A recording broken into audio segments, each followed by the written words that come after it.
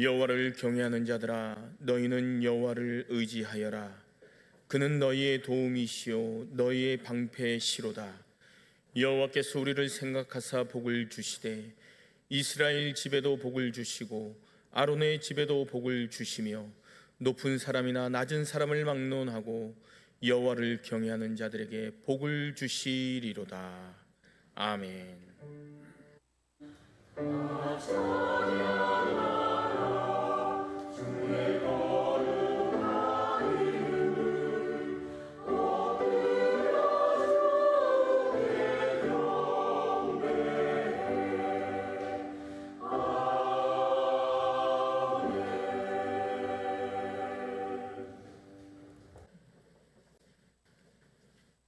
제가 진 성경으로 구약 36쪽입니다. 창세기 26장 12절과 13절 말씀 봉독해 올립니다. 이삭이 그 땅에서 농사하여 그 해에 100배나 얻었고 여호와께서 복을 주심으로 그 사람이 창대하고 왕성하여 마침내 거부가 되어. 아멘. 접시를 뿌릴 때 얼마의 수확을 기대할까요? 또 어부가 그물을 내릴 때 얼마만큼의 결실을 기대할까요? 아마도 농부는 이 벽시 하나를 뿌려서 100배의 수확을 기대할 것이고 어부 또한 그물을 내릴 때마다 만석의 기쁨을 기대할 것입니다. 우리는 모두가 하나님께 복을 받고 싶으시죠? 아멘이 없으시구나. 저는 하나님께 복을 받고 싶어요. 이제 안심하고 대답하셔도 됩니다. 여러분, 하나님께 복을 받고 싶으시죠? 그렇습니다. 어느 누구나 복을 거부하는 사람은 없어요. 다 복을 받고 싶어요. 자, 그러면 질문해 보겠습니다. 복을 받고 싶다면 몇 배의 복을 받고 싶으십니까? 얼만큼의 복을 받고 싶냐는 거예요. 저는 지금보다 100배의 복을 받고 싶습니다. 여러분은 어떻습니까? 100배의 복이라는 것이요, 산술적인 의미만이 아니라 내 삶의 지경이 차고 넘치는 개념입니다. 하나님께서 오늘도 우리 가정과 우리 자녀들에게 복을 주시되 100배의 복과 우리의 삶의 지경이 차고 넘칠 만큼의 복이 있기를 주님의 이름으로 축복합니다. 오늘 본문은요, 이삭이 농사를 지었는데 하나님께서 100배의 결실을 주셨다라고 말씀해 주고 있어요. 오늘 본문 다시 한번 우리 합독해 볼까요? 12절 13절 시작. 이삭이 그 땅에서 농사하여 그 해에 100배나 얻었고 여호와께서 복을 주심으로 그 사람이 창대하고 왕성하여 마침내 거부가 되어. 아멘입니다. 여호와 하나님께서 이삭에게 복을 주셨는데 여호와께서 복을 주심으로 이삭의 삶이 100배가 되고 또 창대하고 왕성하여 어떻게 됐다? 거부가 되었다라고 성경은 분명히 말씀해 주고 있어요. 사랑하는 성도 여러분, 오늘은 맥주 감사 주일입니다. 우리의 삶을 하나님께 예배 드리기 위해서 나오신 모든 성도들에게 이삭에게 주셨던 여호와 하나님의 복이 여러분에게 임하셔서 여러분의 삶의 지경이 100배의 복이 있기를 주님의 이름으로 축복합니다. 여호와께서 이 땅 가운데 우리에게 주시는 복은요, 세상에서 우리가 땀 흘리면서 노력하면서 취하는 그런 복과는 다릅니다. 하나님이 주시는 그 복은 결이 다르다는 거예요. 하나님의 말씀을 우리가 받고 하나님의 말씀을 우리가 믿고 깨닫고 순종하는 자에게 주시는 하나님의 기업이 이 땅에서의 복입니다. 여러분, 100배의 결실이라는 것이 내 삶의 지경이 차고 흘러 넘치는 것만 또 아니라는 거예요. 실제적으로 우리가 경험하는 100배의 결실은 이미 우리가 받았을는지도 모릅니다. 100배의 결실이 뭐냐면 가령 이런 거예요. 우리가 예수 믿기 전에 웃을 일이 전혀 없었던 내가 예수를 믿은 이후에 늘 매일매일 일마다 때마다 기쁨이 넘치는 거예요. 이것은 이미 100배의 복을 받은 줄로 믿습니다.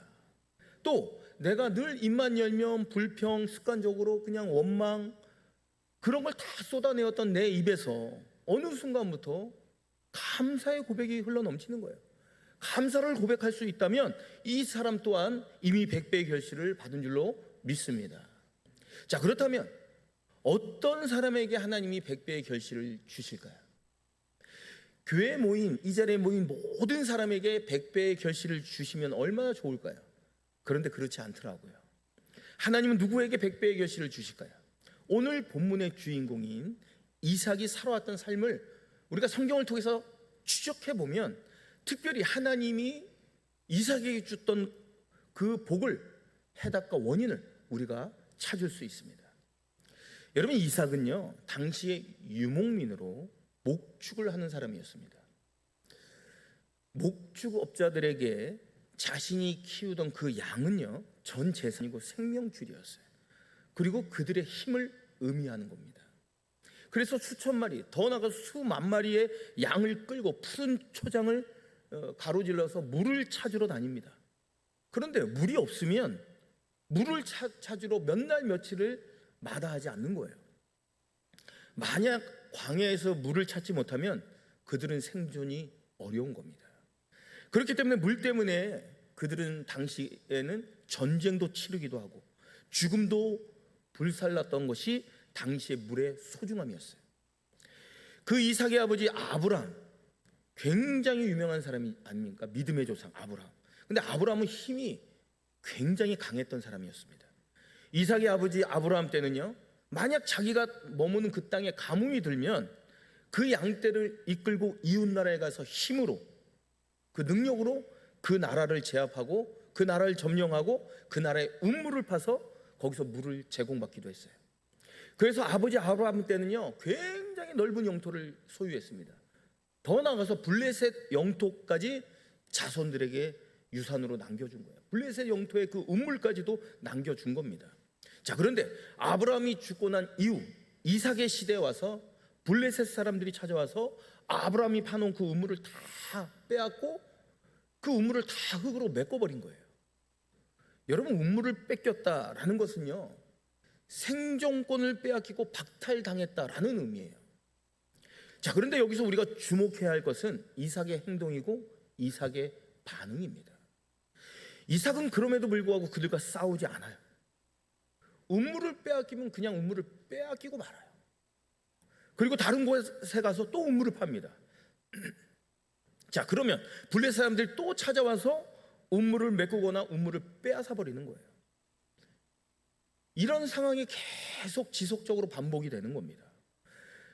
그런데요, 이삭은요 낙심하거나 포기하지 않고 끝까지 인내하면서 계속 우직하게 우물을 팝니다. 그 당시에 우물을 판다는 것은요 10번 파면 한 번 성공할까 말까, 굉장히 어려운 거였어요. 과학적 지식이 없는. 근데 이삭은 우물 팔 때마다 샘이 솟는 거예요. 그럼 그때마다 블레셋 사람들은 또 찾아와서 우물을 빼앗고 우물에다가 쓰레기나 흙을 퍼부어가지고 우물을 덮어버리는 거예요. 그럼에도 불구하고 이삭은 포기하지 않고 계속 우물을 팝니다.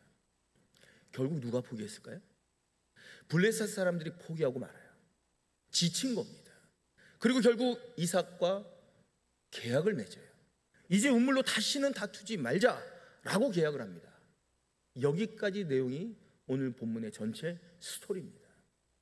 사랑하는 성도 여러분, 이삭은 우물 때문에, 자기 생존권 때문에 블레셋과 결코 싸우지 않았어요. 다투지 않았습니다. 그리고 절망하거나 포기하거나 낙심하지 않았어요. 이삭은 어려움이 있었지만 결코 낭망하지 않았다는 거예요. 우리는 어떻습니까? 이 땅을 살아가는 우리는 내 삶 가운데 어려운 일을 만나면 어떻습니까? 이렇게 이삭처럼 수고하고 땀을 흘리며 얻은 그 귀한 재산, 내 재산이 빼앗기고 내가 수고하고 땀 흘리면서 팠던 그 샘을 팠는데 그럼에도 불구하고 빼앗긴다면 이것은 내 삶의 고난의 연속 아닙니까? 이 고난을 그럼 어떻게 해석하시렵니까? 우리가 신앙생활하면서 두 가지 고난이 있다 그래요. 첫 번째 고난은 하나님이 사랑하시는 자녀들이 잘못된 길을 갔대 돌아오게 하기 위한 작은 고난이 있습니다. 사람들은 되게 습관적으로 편안함이 익숙해지면, 편안함이 지속되면 영적으로 반드시 표가 드러납니다. 우선 감사함이 사라지게 되고요, 기도가 게을러져요. 여러분 보십시오. 사람은 쓰면 앉고 싶고 앉으면 눕고 싶고 누우면 어떻게 돼요? 자는 거예요. 어쩔 수 없습니다. 인간은. 이게 인간의 한계이고 인간의 본성이에요. 그래서 편안하게 내가 살아갈 때 이 편안함이 계속 지속되고 너무나도 익숙해지면 타성해졌고 영적으로 게을러지고 감사를 잃어버리고 오히려 더 원하는 것이 많아지는 거예요. 만족하지 못하는 인생을 산다니까요. 또한 하나님께서 우리에게 맡겨주신 그 사역이나 봉사의 자리도 마찬가지입니다. 우리가 오래 하다 보면 그 봉사를 지속적으로 하다 보면 이제는 타성해졌는 거예요. 너무나 습관화가 돼요. 그러면서 기쁨과 열정도 사라져버리고 습관적이 되어버려서 그냥 그때부터 또 눈에 보이지 않는 다른 사람을 보면서 불평하고 원망하고 불만을 토해내는 거예요. 또 기대감 없이 초심이 사라지고 아무런 기대감이 없이 그리고 그냥 대충 하는 이런 안 좋은 습관이 내 삶 가운데 이루어진다는 겁니다. 우리가 처음 재직이 되고 우리가 중직자가 되었을 때 어떤 마음으로 중직자가 되었습니까? 지금도 그 초심을 여전히 유지하고 갖고 계신가요? 그 직분이 특권이라고 생각하지는 않습니까? 이게 어쩔 수 없는 사람의 한계입니다. 자, 그러면 하나님께서 그럴 때 어떻게 하실까요? 그를 지켜보십니다. 하나님이 그냥 지켜보면서 그 자리로 다시금 돌아오기를 주님은 기다리고 계신다는 거예요. 그러다가 돌아오지 않으면 하나님이 어떻게 하실까요? 살짝 고난을 주십니다. 알게끔 또는 모르게끔. 영적으로 예민한 사람은 살짝 그 고난이 어떤 의미인지 어떤 뜻인지 깨닫습니다. 살짝 고난은 내가 감당치 못할 어려운 고난이 아니라 능히 이길 수 있고 깨달을 수 있는, 깨달으면 금방 돌아올 수 있는 그런 고난을 주신다는 거예요. 만약에 우리가 이런 고난을 당하고 있다면 이 고난이 내게 없기를 바라기보다는 내가 평안할 때 늘 내 자신의 신앙을 하나님 앞에 점검하시기 바랍니다. 그래도 내가 고난이 계속 온다면 나를 더 가까이 부르시는 하나님의 사랑인 줄 알고 그 고난 가운데 하나님께 한 걸음 한 걸음 믿음의 정진을 이뤄나가면 이 모든 고난이 종식될 줄로 믿습니다. 두 번째, 어떤 고난이냐면 우리가 비전을 향해 나아가다 보면, 꿈을 이루기 위해 나가다 보면, 그리고 선한 일을 행하다 보면 애매하게 당하는 고난이 분명히 있습니다. 그런데 그 고난은 당시에는 너무나도 힘들고 어렵고 곤란한 고난이었어요. 그러나 인생길을 돌아보면 그것이 무의미하지만은 않았다라는 거예요. 그 당시에는 죽을 것처럼 힘들었어요. 내가 이만큼 살 수 있었던 것, 내가 그 고난 때문에 나를 지키시고 나를 보호하시고 나를 이 자리, 이 위치에까지 있게 했던 거예요. 그 고난이 우리에게 유익이 될 수 있다, 이런 고백을 할 수 있다는 겁니다. 자, 그렇다면 내가 지금 고난 가운데 있고 지금도 내가 어려운 때라고 믿어진다면, 그 두 가지 고난 중에 있다면 우리가 답할 수 있는 유일한 길은 무엇일까요? 그것은 바로 하나님에게 가까이 가는 겁니다. 사랑하는 성도 여러분, 하나님이 받아주시면 가고 받아주지 않으면 말고 이런 감성적인 것이 아니라 전투적으로 최선을 다하여 하나님께 가까이 갈 때 하나님께서 우리의 모든 고난을 풀어주시고 내 삶을 열어주실 줄로 믿습니다. 이것이 믿음의 사람이 걸어가야 할 길이라고 믿습니다. 이삭은 고난 속에서도 참 잘 참았어요. 고난 아닙니까? 끊임없는 고난의 연속이에요. 하나님 바라보면서 참았을 때, 하나님께 가까이 갔을 때, 내가 그 고난 가운데서 하나님을 멀리하지 않고 하나님 원망하지 않고 하나님이 그렇게 하나님 부르짖었을 때 하나님이 100배의 결실을 주셨던 겁니다. 자, 그러면 블레셋 사람들이 왜 그렇게 이삭을 괴롭혔을까요? 왜 그렇게 죽도록 따라다니면서 이삭의 우물을 빼앗은 이유가 무엇일까요? 그 이유는 성경은 이렇게 말씀합니다.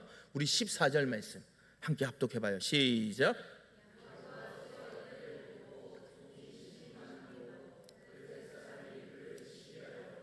시기심 때문에 그렇게 이삭을 방해하고 괴롭혔던 겁니다.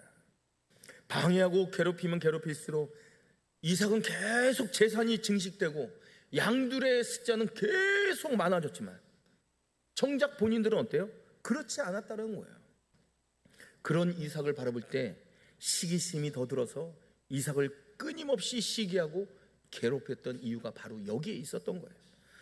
보십시오. 우리가 남을 시기해서 상대방이 안 되기를 바란다면 결국 상대방이 망하는 것이 아니라 자신의 영혼이 망가지는 거예요. 결국 그 시기심 때문에 내 영혼이 큰 질병에 걸리고 내 영혼이 망가지게 되는 것을 우리가 성경을 통해서 볼 수 있는 겁니다.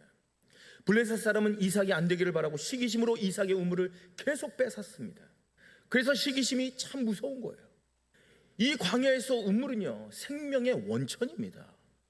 이 광야에서 우물은요, 이삭에게만 필요한 것이 아니라 지나가는 나그네들에게도 우물이 필요하고요, 짐승들은 말할 것도 없이 필요하고, 무엇보다도 자신들의 땅에서 나는 그 우물들은 자신에게도 분명히 필요했습니다. 그런데 애써 파놓은 그 우물을 메꿨다라는 것은 뭘 의미하는 거예요? 네가 잘 되고 잘 먹고 사는 거는 차라리 같이 죽자, 이 말입니다. 너도 안 되고 나도 안 되자, 이런 의미 아닙니까? 본인도 물이 필요한데 그냥 흙을 덮었다는 것은 그런 의미라는 거예요. 아주 안 좋은 심보입니다. 결국 블레셋은 이삭을 시기심으로 내쫓습니다. 16절 우리 합독해 봅니다. 시작. 아비멜렉이 이삭에게 이르되 내가 우리보다 크게 강성한즉 우리를 떠나라. 이것이 뭐예요? 네가 나보다 강하니 내가 도저히 눈에 가시 같아서 너를 도저히 꼴보기 싫어서 너를 못 보겠다. 떠나라. 우물을 다 놓고 떠나라. 이런 말이에요. 이렇게 아비멜렉이 이삭을 내어 쫓습니다. 여러분, 이삭은 족장입니다. 한 부족, 족속의 리더예요. 족장이라면 자기네 족속과 생명과 재산을 책임지고 지킬 의무가 있는 거 아닙니까? 더 이상 물러설 수도 없고 더 이상 양보하면 안 되는 거예요. 물러서거나 양보하면 재산과 생명을 다 빼앗길 수 있는 거 아닙니까? 그 위기 가운데 있는 거잖아요. 그럼 어떻게 해야 돼요? 싸워야죠. 비록 싸우기 싫고 다투기 싫어도 민족의 백성들을 생각한다면 그 형편과 사정을 위해서는 싸워야 되는 게 맞는 거예요. 이게 당연한 리더자의 역할입니다. 그러나 이삭은 어떻게 하는 거예요? 또 한 번 말없이 그곳을 떠나고 말아요. 그래서 어디까지 가는 줄 아십니까? 블레셋이 버려진 땅, 그 척박한 땅, 물 한 모금 나지 않는 그랄 골짜기로 갑니다. 아무도 사람이 찾지 않는 곳이에요. 여러분, 이삭을 보면 무슨 생각이 듭니까? 지금까지 이삭을 볼 때 이삭이 유능해 보입니까? 리더자로서의 자격을 갖췄다고 보여요? 아주 무능하고 바보스럽지 않습니까? 제가 바라볼 때는 자기 것도 지키지 못하는 무능한 지도자처럼 보입니다. 백성들이 그 리더를 따라가면서 그 광야의 먼 길을 따라갈 때 그 백성들의 마음이 어땠을까요? 얼마나 한심했을까요? 우리가 싸울 만한 힘도 있고 군사력도 있고 우리가 가진 것도 많습니다. 한번 붙어볼 만한 거예요. 그런데 싸우지 않고 피하고 다투지 않고 그냥 무능하게 쫓겨나고 맙니다. 그런 이삭을 보면서 백성들은 한심했을 거예요. 결국 그랄 골짜기까지, 막다른 골짜기까지 갑니다. 그런데 그곳에서요, 신기한 일이 벌어져요. 하나님이 그에게 또 복을 주시는 거예요. 그 척박한 땅, 버려진 땅, 아무도 찾지 않는 그랄 골짜기에 전혀 물이 나지 않습니다. 사람이 그곳에 살지를 못했어요. 물 한 방울 전혀 나지 않는 아무것도 없는 그곳에 우물을 팠을 때 그곳에서 샘이 터졌습니다. 성경은 그렇게 말씀하고 있어요. 이것은요, 사람이 도저히 이해할 수 없는 하나님의 방식입니다. 이것이 바로 양보한 자에게 주신 하나님의 복이었습니다. 이렇게 그냥 말씀이 끝났으면, 이야기가 끝났으면 해피엔딩 스토리로 마무리가 되는 거예요. 얼마나 아름답습니까? 그런데 이 소식을 들은 블레셋 사람들이 어떻게 해요? 또 찾아오는 거예요. 그리고 그랄 골짜기에 있는 샘까지 빼앗아 버립니다. 우리 20절 21절 합독해봐요. 시작.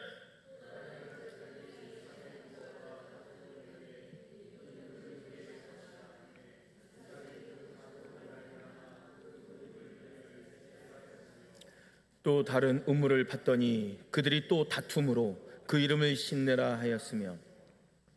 보십시오. 여기까지 성경을 우리가 묵상하고 읽다 보면 화가 날 지경입니다. 그렇지 않아요? 이삭은 평화주의자가 맞아요. 평화주의자니까 끊임없이 양보하는 거잖아요. 평화를 위해서 지금까지 참아왔습니다. 그런데 참아도 한계가 있는 거 아니겠어요? 그 범위를 넘어섰잖아요. 그는 평화주의자라는 명분을 내세웠지만 그는 아주 비굴한 자처럼 보입니다. 그는 리더자로서는 안 될 사람이었다는 거예요. 그런데요, 성경을 깊이 묵상해 보면 그게 아니었던 거예요. 이삭이 이렇게 양보할 수 있는 것은 그가 비굴해서도, 그가 무능해서도 아니었던 겁니다. 이곳으로 인도하여 주신 하나님의 약속을 그는 믿었기 때문에 그는 끊임없이 참고 하나님의 일하심을 기다린 것입니다. 여러분, 이 말씀이 어떤 의미냐면, 이삭이 처음 자기 땅에 기근이 심하게 들었을 때, 그래서 양떼의 생존을 위해서 애굽으로 가려고 했습니다. 초창기 때. 그런데 하나님이 그들의 발걸음을 막으셨어요. 그리고 블레스로 가라고 명하셨습니다. 내가 인도하는 땅에서, 그곳에서 너희가 거하게 되면 너뿐 아니라 네 자손에게 별과 같은 하늘의 복이 있을 것이다. 하나님의 약속의 말씀을 주신 거예요. 그래서 블레셋으로 그들은 방향을 바꿉니다. 발걸음을 인도하게 하신 분이 하나님이셨어요. 우리 2절, 3절, 4절 우리 합독해 보겠습니다. 시작. 여호와께서 이삭에게 나타나 이르시되 애굽으로 내려가지 말고 내가 내게 지시한 땅에 거주하라. 이 땅에 거류하면 내가 너와 함께 있어 내게 복을 주고 내가 이 모든 땅을 너와 내 자손에게 주리라. 내가 내 아버지 아브라함에게 맹세한 것을 이루어 내 자손을 하늘의 별과 같이 번성하게 하며 이 모든 땅을 내 자손에게 주리니 내 자손으로 말미암아 천하 만민이 복을 받으리라. 아멘. 질문합니다. 이삭의 무리를 이곳으로 인도한 분이 누구십니까? 하나님이십니다. 하나님이 그들의 발걸음을 블레셋으로 옮기시면서 하나님이 뭐라고 약속하신 거예요? 내가 보낸 곳으로 너희가 순종하여 가면 네가 복을 받을 뿐만이 아니라 내 자손도 번성하리라. 이 땅을 내게 다 줄 것이다. 그 약속을 받고 그는 블레셋으로 가게 됩니다. 그래서 이삭은 도무지 내가 이해되지 않는 그런 상황 속에서, 그런 상황이 내 눈앞에 펼쳐진다 할지라도 하나님이 나를 이곳에 보내셨다면 하나님의 뜻이 있겠지. 그 믿음이 있었던 거예요. 하나님이 복을 주실 것이라는 확고한 믿음이 있었기 때문에 그는 오늘도 참고 내일도 참고 늘 양보할 수 있었던 겁니다. 그래서 이삭은 사람과 싸워서 복을 쟁취하지 않았어요.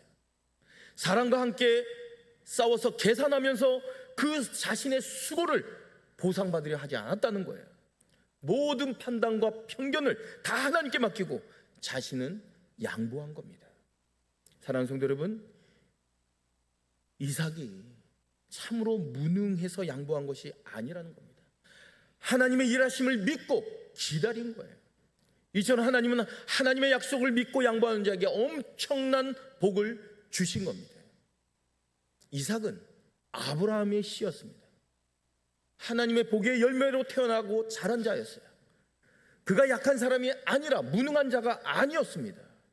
하나님의 일하심을 끝까지 참고 하나님이 일하시도록 그 자리를 비켜드린 분입니다. 양보는 자신의 것을 손해보지 않으면 도저히 할 수 없는 게 양보입니다. 우리가 교회 공동체 안에서도 마찬가지입니다. 우리가 선교하고 구제하고 봉사하고 사명 감당할 때 다 자기의 희생과 양보가 있을 때 이 일이 가능한 거예요. 근데 우리가 구제하고 선교하고 봉사하고 내가 헌신할 때 내가 뭔가 계산을 하고 내가 이익을 취한다고 하면 절대 할 수 없습니다. 하나님은 양보하는 자에게 항상 하나님의 셈법으로 채워주십니다. 내 눈앞에 보이는 양보를 한다 해서 절대 손해보지 않는다는 거예요. 왜? 하나님의 셈법이 있기 때문입니다. 내가 누군가의 마음이 상하고 불편한 관계가 있다 할지라도 내가 똑같이 갚아줄 힘이 있음에도 불구하고, 아니 더 크게 내가 그를 힘들게 할 수 있음에도 불구하고 내가 그를 향해 선대하고 양보하고 품어주고 희생할 수 있다면, 이게 바로 하나님이 일하시는 것을 믿기 때문이라는 거예요. 하나님의 셈법으로 하나님이 채워주심을 믿기 때문에, 그럼에도 불구하고 바보 같고 어리석다라는 말을 들을지라도 양보할 수 있는 이유가 여기에 있는 겁니다. 자, 그러나 우리는 하나님의 셈법을 믿지 못할 때가 참 많아요. 내 눈앞에 보이는 게 전부인 것처럼 살아가는 게 우리의 인생 아니겠습니까?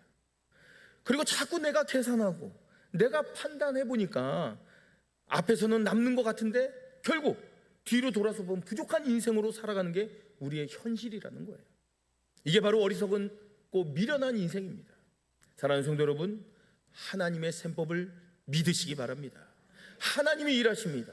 하나님이 판단하시고 하나님이 판결할 수 있도록 나는 양보하고 그 자리를 비켜드리면 하나님이 분명히 일하실 줄로 믿습니다.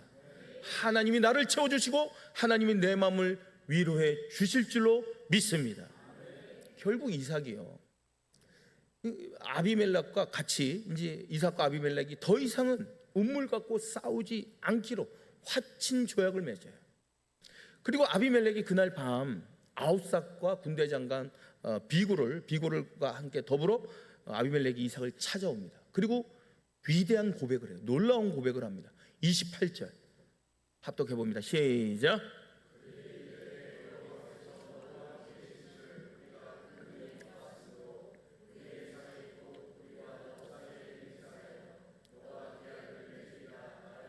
아멘. 우리가 여기서 중요한 문장이 있는데 다시 한번 자막을 보면서 합독해 보겠습니다. 시작. 여호와께서 너와 함께 계심을 우리가 분명히 보았으므로. 여러분 보십시오. 이것이 불신자 아비멜렉이 이삭을 보면서 한 고백입니다. 내가 지금까지 너를 봤는데 이만큼 괴롭히고 이만큼 너를 힘들게 했으면 망하는 것이 당연한데, 흩어지는 것이 당연한데, 너를 괴롭히면 괴롭힐수록, 너를 힘들게 하면 힘들게 할수록, 너를 회방하면 회방할수록 너가 잘 되는 것은 너의 뒤에 하나님의 계심을 나는 보았노라. 할렐루야. 사랑하는 성도 여러분, 불신자들에게 하나님을 보여주는 교회가 바로 저와 여러분이 되기를 주님의 이름으로 축복합니다. 우리 하나님은 크시고 힘이 있고 능력이 있으신 분이 우리의 하나님이십니다. 우리에게 복 주시겠다 약속을 해 주셨으면 그 누가 어떤 방해를 한다 할지라도 하나님의 약속과 하나님의 복을 막을 길이 없습니다. 하나님의 셈법을 기대하십시오.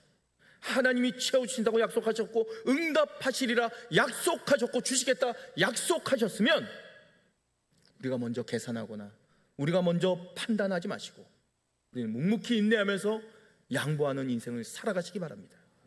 하나님이 반드시 양보하는 자에게 복을 주십니다. 우리는 어둠의 시대, 흑암의 시대를 살아가고 있어요. 우리를 통해서 하나님을 보여주셔야 합니다. 우리 뒤에 일하시는 하나님을 불신자들에게 우리로 말미암아 보여주셔야 합니다. 아비멜렉이 이삭 뒤에 있는 하나님을 본 이후부터 더 이상 이삭과 싸우지 않았습니다. 이 땅, 이 세상이 교회 뒤에, 우리 뒤에 있는 하나님을 볼 수 있다면 더 이상 교회를 폄하하거나 함부로 말하지 않을 거라 믿습니다. 결국 아비멜렉은 이삭과 싸움을 그만둬요. 그리고 이삭은 그날부터 브엘세바로 올라갑니다. 거기서 하나님의 약속의 말씀을 다시금 받게 돼요. 24절 말씀 우리 합독해 봅니다. 시작. 그 밤에 여호와께서 그에게 나타나 이르시되 나는 내 아버지 아브라함의 하나님이니 두려워하지 말라. 내 종 아브라함을 위하여 내가 너와 함께 있어 내게 복을 주어 내 자손이 번성하게 하리라 하신지라. 아멘. 여호와의 말씀을 붙들고 이삭은 제단을 쌓고 비로소 하나님께 감사함을 드렸습니다. 이제 말씀을 정리합니다. 진정한 축복은요, 사람에게 나오는 것이 아니랍니다. 코에 호흡이 있는 사람을 의지하지 마십시오. 하나님이 호흡을 걷어가시면요, 우리는 흙이 되고 맙니다. 우리에게 만족을 주시는 복은 오직 하나님으로부터 나오는 줄로 믿습니다. 이삭에게 여호와께서 복을 주셨더니 창대하고 완성하고 거부가 되었다. 분명히 말씀합니다. 우리는요, 이삭이 농사를 지었다라는 말에 주목하셔야 됩니다. 이상하지 않아요? 이삭은 농사꾼이 아닙니다. 목축업자예요. 그런데 농사를 했는데 전혀 농사를 모르는 사람이 100배의 결실을 얻었답니다. 우리 하나님은 하나님의 약속을 신뢰하고 하나님을 끝까지 믿고 하나님의 일하심을 기대하고 믿는 자에게 하나님의 복을 주시되 왕성하고 창대하며 거부가 되는 복을 주실 줄로 믿습니다. 우리 하나님은 크고 힘있고 능력이 있어서 농사를 하나도 모르는 목축업자인 이삭에게 농사를 지어 하나님은 100배의 결실을 허락해 주십니다. 하나님의 약속을 믿는 자, 하나님을 신뢰하되 끝까지 신뢰하는 자가 어떤 일을 하고 어떤 결정을 할지라도 하나님 그에게 복을 주실 줄로 믿습니다. 그렇기 때문에 내가 어떤 환경에 있는가, 이게 중요한 게 아니라는 거예요. 오늘도 내가 하나님의 약속을 믿고 하나님을 신뢰하고 있는가? 그렇다면 우리 안에 크고 힘있고 능력이 있어서 우리에게 못 주실 것이 없고 그 약속하신 것을 능히 이루어 주시는 우리 하나님이심을 믿으시기 바랍니다. 오늘 우리가 맥주감사 주일로 드립니다. 상반기를 돌이켜보면 시련도 있었죠. 아픔도 있었습니다. 때로는 눈물도 있었어요. 어려움도 있었지만 그럼에도 불구하고 하나님 붙들고 하나님 의지하며 여기까지 왔습니다. 달려올 길을 달려왔기에 우리가 지금 웃고 나누고 기쁨과 감사가 넘치는 맥주감사 주일로 드려짐을 감사함으로 고백하시기 바랍니다. 이러한 우리 교회, 이러한 우리 성도들이 하나님이 베풀어 주신 100배의 결실을 더하실 것을 저는 확실히 믿습니다. 하나님은 어떠한 상황 속에서도 약속을 이루어 주실 것입니다. 그 약속을 지금도 내일도 끊임없이 믿고 의지하고 하나님 신뢰하며 나아가는 복된 인생을 살아가는 성김의 교회 모든 성도님들 다 되시길 바랍니다. 이 시간 주신 말씀 붙잡고 우리 함께 기도합니다. 하나님의 약속을 믿고 더욱 하나님 신뢰하며 의지하며 양보의 삶을 이루어갈 때 100배의 결실을 맺는 복된 인생을 살아갈 수 있도록 이 시간 주신 말씀 부여잡고 통성으로 기도합니다. 은혜로우신 아버지 하나님, 이 시간도 간절히 기도합니다. 지난 상반기를 돌이켜보면 일마다 때마다 하나님 베풀으신 그 사랑과 은혜를 기억하며 모든 것이 하나님의 은혜여 감사의 고백을 드립니다. 하나님, 때로는 많은 눈물도 있었고 아픔도 있었고 시련도 있었고 고민도 있었습니다. 그럼에도 불구하고 하나님 몇 발짝 앞서가셔서 저희들의 삶을 인도해 주셨고 하나님 좌로나 우로나 흩어지지 않고 하나님 약속을 부여잡고 믿음의 걸음 달려갈 길을 달려가는 우리 모두가 될 수 있도록 하나님 역사하여 주옵소서. 하나님 끝까지 신뢰하게 하나님의 약속을 의지하며 하나님이 일하심을 기대하는 우리 모두가 될 수 있도록 저희들의 삶을 주장하여 주옵소서. 이삭이 믿었던 하나님, 우리도 그 하나님을 신뢰하고 의지하며 나아가는 우리 모두가 될 수 있도록 붙잡아 주옵소서. 은혜가 풍성하신 우리 하나님, 이삭이 하나님의 약속을 부여잡고 하나님 베풀어 주신 100배의 복을 받고 누린 것이 참으로 부럽습니다. 우리도 내 생각과 내 판단으로 이 땅을 재단하지 않게 하시고 하나님 약속만을 붙들고 의지하며 하나님의 백성으로 때로는 양보하고 희생할 때 하나님이 베풀어 주신 100배의 복을 받고 누리는 거룩한 믿음의 인생을 살아가게 하여 주옵소서. 거룩하신 예수 그리스도의 이름 받들어 간절히 기도드리옵나이다. 아멘.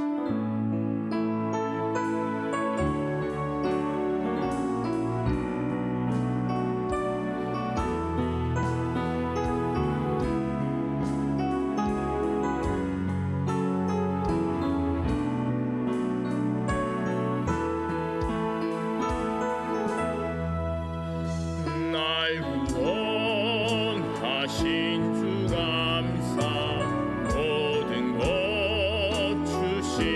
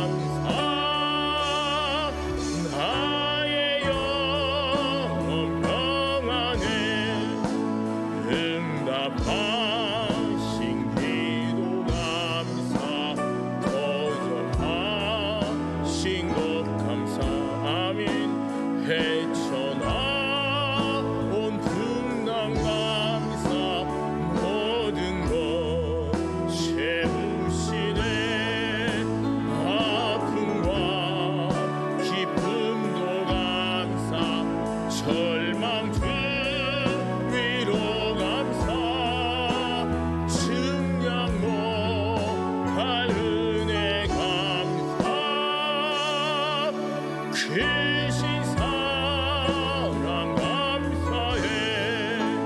길가에 장미꽃 감사, 장미꽃 가시 감사.